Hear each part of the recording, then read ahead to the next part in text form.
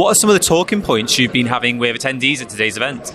A lot of what we've been talking about is around ethical AI and utilizing and developing and deploying AI within organizations, whether that's NGOs, charities, large organizations, large corporates, or SMEs. It's been a fascinating debate and a fascinating discussion with lots of people here today. But that's been the main focus of what we've been talking about. Yeah, 100%. And obviously you mentioned ethical AI there. How would you define ethical AI? Like, what makes AI ethical?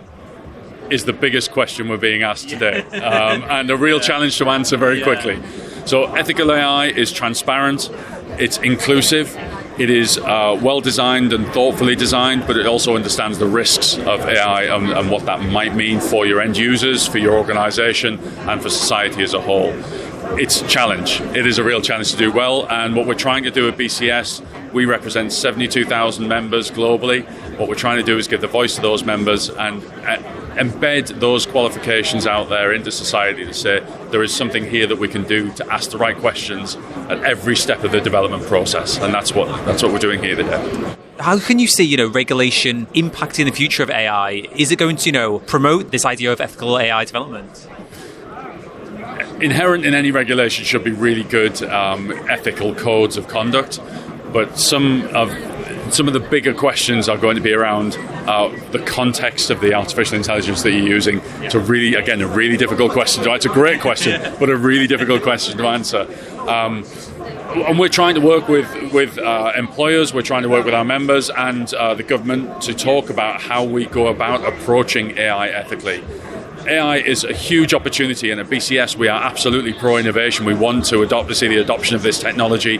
We want to see the growth of this technology, but we want to see it done in the right way. We are about making IT good for society, and if that technology is built in the wrong way, or it isn't built with those ethical kind of guidelines and frameworks in place, it challenges everybody. So it's part of our core purpose as a chartered institute and a governing body.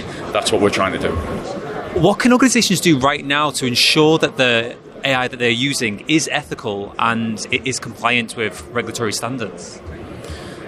So one of the interesting things around what's happening in regulation at the moment is that it's very piecemeal. So if you're working in media and tech, you're very much governed by existing legislation, and there's no real overarching framework for you to kind of approach. Again, training, invest in your staff, develop people. Invest in those skills, invest in that knowledge, but also be transparent. Again, it's that the ethical approach and having the ability within your organisation for anybody to raise any questions and they have around the safeguarding, about the guardrails in place, about the frameworks that you're using, about the implementation of that technology and the risks it might pose. Having that ability to be transparent, to be ethical, to be inclusive. There are lots and lots of interesting horror stories about lack of inclusion within development teams. So, open the doors a little bit.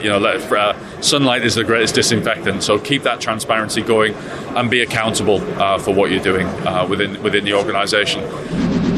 For the latest tech insights, visit em360tech.com.